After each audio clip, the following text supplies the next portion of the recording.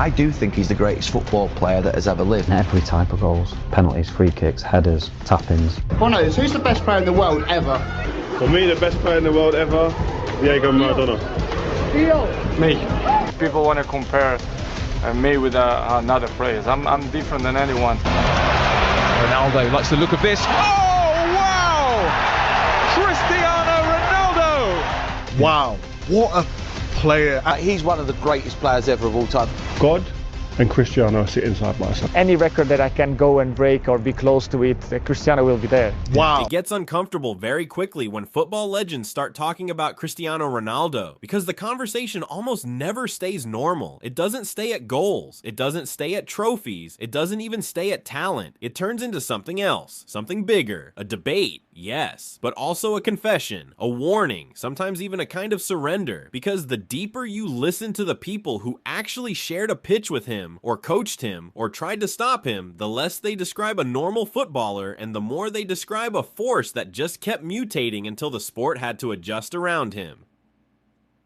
And that's the strange part. Cristiano Ronaldo's story is usually told through numbers. The goals, the records, the medals, the 5 Ballon d'Or, the Champions League nights, the impossible longevity. But when the people inside football talk about him, they keep coming back to something else. Not what he achieved, how he achieved it. And the more they talk, the more one idea keeps showing up over and over again. Obsession, not ambition, not confidence, not professionalism, obsession. Because for a lot of players, greatness is described like a gift, something natural, something almost effortless. With Ronaldo, it's the opposite. The people around him talk like they watched a man build himself in public, piece by piece, season by season, muscle by muscle, habit by habit. They don't describe a miracle. They describe a project, a relentless, exhausting, almost unsettling project. And that matters because it changes the entire argument around him. When people debate Ronaldo, the discussion usually starts in the same place. Is he the greatest? Is it Messi? Is it Maradona? Is it Pelé? That debate never ends, and it probably never will. But when former teammates, opponents, and managers talk about Ronaldo, they often stop trying to answer the greatest question in a clean way. Instead, they start saying something much more revealing. They say they've never seen anyone like him, not because of flair, not because of genius, because of what he was willing to do to keep going long after logic said he should slow down. That's where the legend gets stranger, because early Ronaldo was not the finished machine people remember now. Early Ronaldo was chaos. He was tricks, stepovers, speed, ego, improvisation. He was the kid at Manchester United who looked like he wanted to beat the same defender 3 different times in the same move just because he could. He was entertainment before he was inevitability. Electric, yes. Dangerous, yes. But still raw, still theatrical, still trying to turn every touch into a performance. And even then, the reaction around him was split. Some people saw a future Ballon d'Or. Others saw a show pony, a player with unbelievable physical tools who still needed discipline, still needed efficiency, still needed to understand that football does not care how beautiful the dribble was if the final action is missing. It's easy to forget now because we know how the story ends, but there was a real question back then. Was this player going to become one of the greats, or was he going to remain a spectacular athlete with too much vanity in his game? That question didn't just disappear. Ronaldo attacked it. That's the pattern you hear again and again when legends talk about him. Every weakness became a target. Every criticism became fuel. If people said he dribbled too much, he became more direct. If people said he relied too much on athleticism, he sharpened the timing of his movement. If people said he was flashy but not efficient, he turned himself into one of the most ruthless finishers the sport has ever seen. It wasn't just improvement, it was correction, deliberate correction. He didn't simply grow older and better, he redesigned himself, and that redesign might be the most important thing about his career.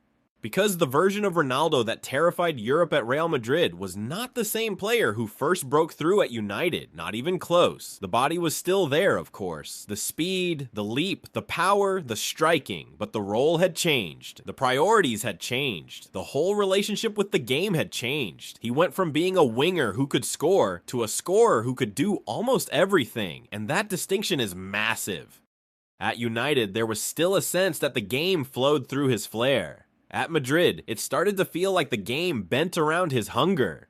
That's when the numbers became ridiculous. Not just great, ridiculous. Seasons that stopped looking real. Goal totals that sounded like printing errors, hat tricks that felt routine, Champions League knockouts where the pressure got bigger and somehow so did he. And the more he scored, the less the goals looked accidental. There was a system underneath it, a coldness, a calculation. Ronaldo wasn't just finishing moves, he was studying where goals live. That's why so many people who played with him talk about intelligence before they talk about technique. They talk about movement, timing, space, the little half step inside the box, the way he could attack the far post, then the near post, then hold his run, then explode between defenders before anyone reacted. This is where the image of Ronaldo as only a physical monster starts to break down, because the later version of Ronaldo was also one of the smartest penalty box operators football has ever seen. He learned where the ball was going before it got there. He learned where defenders panic. He learned where rebounds land. He learned how to make one movement feel like two, and that's what made him so hard to age. Most players decline in public. You can see it happen. The legs go a little, the acceleration fades, the recovery takes longer, the body starts negotiating with the schedule. But with Ronaldo, something very different happened. The physical decline everyone kept waiting for never arrived in the normal way, because every time one part of his game threatened to slow down, another part had already evolved to cover it. He didn't resist aging by pretending it wasn't happening. He resisted it by adapting faster than people could process. That's where the testimonies become almost obsessive themselves. You hear former teammates talk about training sessions like they're describing a laboratory. The extra work, the recovery, the stretching, the food, the sleep, the ice baths, the repetitions, the attention to detail, the refusal to switch off. It's one thing to say a player worked hard. Football is full of players who worked hard. It's another thing entirely when world-class professionals speak about a teammate like he was operating on a different psychological setting, because the hidden story under Ronaldo's greatness is not just discipline, it's total lifestyle control. And that sounds simple until you realize what it actually means. It means your day is no longer your own, your body is no longer your own, your appetite, your routine, your social life, your rest, your training load, your recovery window, your travel habits, your sleep quality, your hydration, your focus, all of it is part of the job. Not sometimes, all the time. That's the version of Ronaldo that people around him keep describing. A player who didn't treat elite performance as a weekend event. He treated it like a permanent state of maintenance, like every small compromise was a threat, and that's why the usual explanations start to feel too weak. If you say Ronaldo lasted because he had great genetics, that's only part of it. If you say he lasted because modern sports science helped him, that's only part of it. If you say he lasted because he was obsessed with records, that's still only part of it. The full picture is much more uncomfortable because it suggests that longevity at that level required something close to a private war against normal human behavior, against laziness, against comfort, against aging, against satisfaction, against the temptation to believe that after everything he had already won, he had earned the right to relax. He never really did. That's one of the eeriest things about Ronaldo's career. Satisfaction never seems to arrive, not fully, even after titles, even after records, even after individual awards.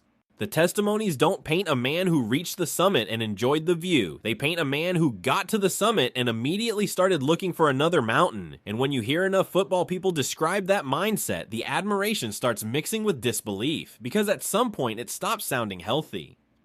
Think about the contradiction here. The football world is filled with legends who talk about joy, freedom, instinct, creativity, expression. Ronaldo's myth is built on something harsher: structure, repetition, self-surveillance, endless correction. He turned himself into a machine, and that machine kept producing even as entire generations of players rose and fell around him. That's why people don't just talk about his talent. They talk about his mentality almost like it's the real talent. And then there's the part that teammates and opponents mention with a very specific tone, the aura. Not hype, not branding. Aura, because one of the recurring themes in Ronaldo testimony is the feeling of inevitability around him. Teammates talk about confidence changing when he was on the pitch. Opponents talk about tension. Coaches talk about standards lifting the moment he entered the building. And whether you love that language or not, it matters, because football at the top level is psychological long before it is tactical. If players believe one man can decide the game at any second, the game changes changes before the ball even moves. That's what made Ronaldo so dangerous. He wasn't just a scorer, he was a pressure source. Imagine defending against someone who has already scored every kind of goal, in every kind of stadium, against every kind of team, in the biggest moments possible, and who still behaves like he has something to prove. That's not normal pressure, that's cumulative pressure. Years of evidence stacked against you before kickoff. If he gets one chance, he can score. If he misses two, he'll keep arriving. If the game is level late, he gets more dangerous, not less. And once that reputation hardens, defenders stop just marking the player. They start carrying the history of the player. That's why so many reactions to Ronaldo feel almost personal. Not because he was universally loved. Far from it. Ronaldo has always split opinion in a way very few superstars do. Some saw relentless excellence. Others saw vanity. Some saw inspiration. Others saw ego. Some saw the ultimate competitor. Others saw a man too aware of his own mythology. And that tension actually makes the legend bigger, not smaller, because it means the conversation around him never stays neutral. He demands a reaction, admiration, irritation, disbelief, loyalty, resentment, something. Nobody shrugs at Cristiano Ronaldo, and that is a huge reason the debate around him never cools down, because if you're trying to judge Ronaldo only as a pure artist, some people will always put someone else above him. They'll point to Messi's natural flow, Maradona's genius, Pelé's mythic status, Brazilian joy, the beauty of players who made football look like instinct rather than engineering. That's the strongest counter-argument against Ronaldo, that maybe he is not the purest expression of football, maybe he is not the most gifted player ever, maybe there are players who could do things with the ball he simply could not. But that's exactly where the Ronaldo case becomes hard to escape, because the argument for him was never just about being the prettiest footballer. It was about impact, volume, adaptation, ruthlessness. It was about proving himself in England, then Spain, then Italy. It was about being the center of gravity in completely different tactical environments, different leagues, different dressing rooms, different phases of his own body. It was about taking the one criticism that usually ends every all-time debate, could he do it somewhere else, and turning it into a checklist. That's why the testimonies matter so much. When football legends talk about Ronaldo, they're not just praising a famous player because that's the polite thing to do. They're giving away the thing that made him so difficult to dismiss. They saw the transformation up close.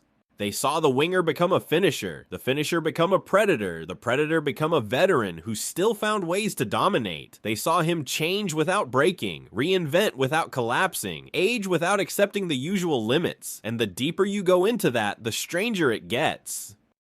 Because the normal career arc is supposed to be simple. You rise, you peak, you decline. Ronaldo spent years acting like that. Script was optional, and maybe that's the most disruptive part of his legacy. Not the trophies, not the goals, not even the records. It's the way he made football confront a possibility it doesn't entirely know how to process. What happens when a player refuses the standard timeline? What happens when someone treats decline as a technical problem to be solved instead of an unavoidable ending? You start hearing ideas from people around him that sound almost philosophical, that the brain retires the footballer before the body does, that most players are done mentally before they are done physically, that comfort kills more careers than injury. And once that idea enters the Ronaldo story, everything changes, because now his longevity isn't just impressive, it becomes accusatory. It forces a question onto everyone else. How much of decline is truly unavoidable, and how much of it is surrender? That is a brutal question for any athlete, because Ronaldo's career can start to feel less like an inspiration and more like an impossible standard. If one man can preserve himself like this, evolve like this, compete like this, then what excuse does anybody else have? Of course, that isn't entirely fair. Not everyone has his body, not everyone has his resources, not everyone has his psychology, but that's the problem. The Ronaldo story keeps pushing beyond fair. It keeps moving into territory where normal comparisons stop working, and that's why the conversation around him still feels unfinished. Even now, even after all the records, all the goals, all the endless arguments, Ronaldo still sits in that strange place where the facts look complete, but the verdict does not. Some people will never call him the greatest. Others think the case is obvious. Some think he perfected football's most difficult skill, deciding matches over and over and over again. Others think greatness should be measured by something more artistic, more magical, less mechanical. And maybe that argument never gets settled because Ronaldo himself broke the category categories people usually use. He was not just a scorer, not just a winger, not just an athlete, not just a celebrity, not just a winner. He became something more disruptive than that. A footballer who turned self-improvement into a weapon, a player who made obsession look productive, a superstar whose career reads less like a rise and more like a prolonged refusal to stop. And once you hear enough legends talk about him, that becomes the part you can't shake. Not simply that Cristiano Ronaldo was great. We already know that. It's that the people who understand football best keep describing him like he changed the terms of greatness itself, like he dragged the standards upward through force of will, like he made the game answer to his discipline, like every year he stayed at the top was another insult to the normal limits of a football career. That's why the debate never dies. Because Cristiano Ronaldo is not just a player people admire. He's a player people have to explain, and the more they try to explain him, the more the story stops sounding ordinary. It starts sounding like football's longest argument with one impossible idea. What if the limits were never where we thought they were?